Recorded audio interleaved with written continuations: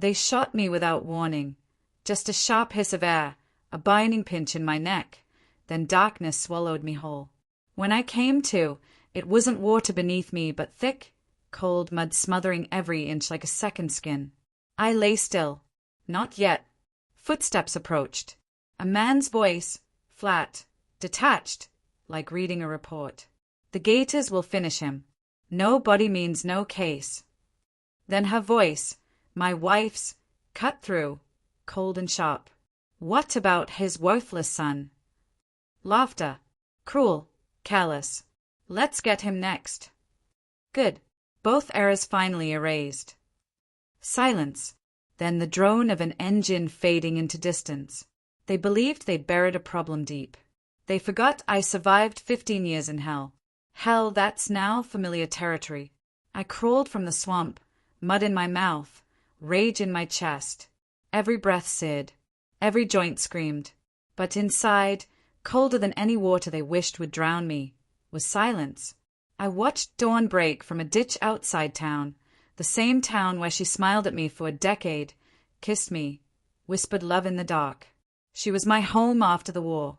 Now she was a stranger, blooded hands and death on her breath. Not just betrayal, an execution. And the boy wasn't just collateral. He was cleanup. My son. The only reason I came back at all. They didn't just try to kill me. They tried to erase me. I didn't call the cops. You don't crawl out of a swamp begging for justice. You take it. Quietly. Patiently. I started with my old boner, buried in the woods, dry and working.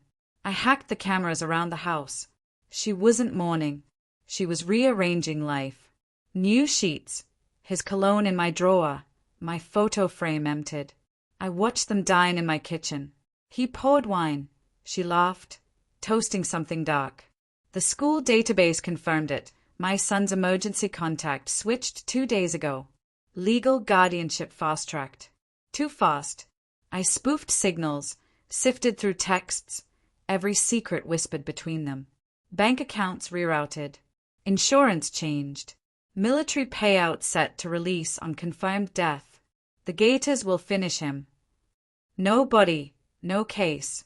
They thought they were clever. But I didn't survive combat zones by being simple. I took a toothbrush from my son's locker when no one saw, dropped it under a fake name. 10 days later, a plain envelope arrived. DNA test. He wasn't mine. He was his. The man I trusted, my handler, who debriefed me after every mission and shook my hand at our wedding. She hadn't just cheated. She'd built a life on lies. And I raised that child with love, patience, pride. When I faced her, I said nothing, dropped the envelope on the table. Her hands trembled. "Where did you get that?" she whispered. I tilted my head. The mud didn't kill me. I walked out. 2 days later, I sent a package. No name, no return. Just a flash drive. Inside, her texts, his voice messages, GPS placing them at the swamp the night I vanished. Sent to her employer, his commander, the custody court, my lawyer. Then I waited. She was fired within a day. He was dishonorably discharged in a week. Custody collapsed. The judge flagged their lies. My son placed under temporary guardianship, not with me, but not with them. The final act was a voicemail I left her, played on loop, erase me. I was the only thing keeping you from yourself. Click. Silence. Forever. I don't miss her. I don't hate her. Hate requires feeling. What I have now is nothing. Not relief. Clarity. The kind that comes only after betrayal strips you bare. The boy wasn't mine, but those bedtime stories, the soccer games, the tears I wiped, they were real.